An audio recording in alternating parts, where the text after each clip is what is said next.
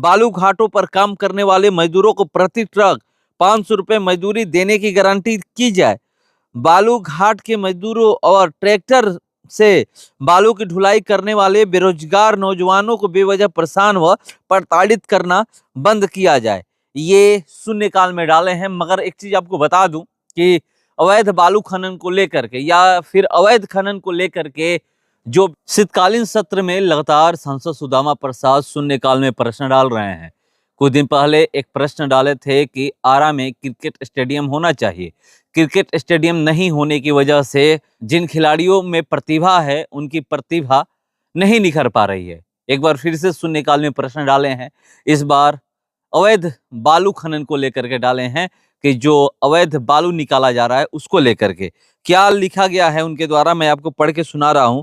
भोजपुर, अरवल, पटना जिलों के किनारे से बहने वाली सोन नदी में अवैध बालू उत्खनन सत्ता के संरक्षण में बेरोक टोक जारी है। सोन नदी की मुख्य धारा को बांधकर बालू माफियाओं ने नदी का प्राकृतिक स्वरूप और सौंदर्य को पूरी तरह विकृत कर दिया है।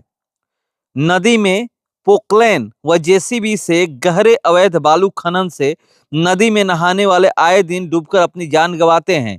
दूसरी तरफ सोन नदी के दोनों तरफ गांव में पानी का स्तर बहुत नीचे भाग गया है, जिससे पीने के पानी का संकट बढ़ गया है। नदी के किनारे गांव के पास बालू भंडारण के ऊंचे ऊंचे पहाड़ खड़े कर दिए गए हैं, जिससे खेती योग्य भूमि की उर्वरक क्षमता कम हो रही है।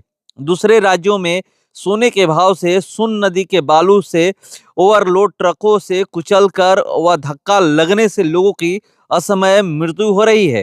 रोड एक्सीडेंट करने वाले ये ट्रक बहुधा बिना चालान के बालू लाद कर तेजी से ट्रक चलाते हैं।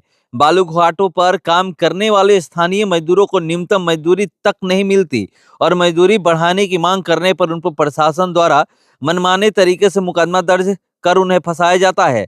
दूसरी तरफ जो बेरोजगार नौजवान कर्ज या भाड़े पर ट्रैक्टर लेकर अपना और अपने परिवार का भरण पोषण कर रहे हैं, बालू घाटों से चालान कटाकर वे अपने ट्रैक्टरों पर बालू लादकर भोजपुर के चट्टी बाजारों और दूर दराज के गांवों में बालू बेचते हैं। घाटों पर राजस्व की बेतहाशा चोरी करने वाले बालू माफियाओं के दबाव में प्रशासन और खनन विभाग की मिलीभगत से उन्हें रोज ही दिन बेवजह प्रताड़ित और दंडित किया जा रहा है। उनके पास बालू घाट का चालान होने के बावजूद उनके वाहनों को पकड़कर अन्यायपूर्ण और मनमाने ढंग से भारी भरकम जुर्माना देने के लिए बाध्य किया जाता है। भारी भरकम जुर्माना देने में अक्षम नौजवानों के ट्रैक्टरों को सीज कर थाने में लगा दिया जाता है, जिससे उनके सामने भुखमरी की स्थिति पैदा हो रही है। अतः मैं सरकार से मांग करता हूं कि भोजपुर और आसपास के जिलों में अवैध बालू खनन और बालू घाटों पर हो रही राजस्व चोरी पर रोक लगाने हेतु एक स्थायी व संयुक्त विशेष टास्क फोर्स का गठन किया जाए। नदी किनारे के संवेदनशील क्षेत्रों में ड्रोन व जीपीएस आधारित निगरानी प्रणाली लागू की जाए। राजस्व हानि की भरपाई एवं पर्यावरण संरक्षण हेतु दीर्घकालिक नीति बनाई जाए। स्थानीय बेरोजगार नौजवानों के रोजगार की व्यवस्था किया जाए तथा बालू से प्राप्त राजस्व से बने डीएम फंड को स्थानीय गांवों में शुद्ध पानी, शिक्षा, स्वास्थ्य, रोशनी, पानी निकास और नाली गली के पक्कीकरण में खर्च किया जाए।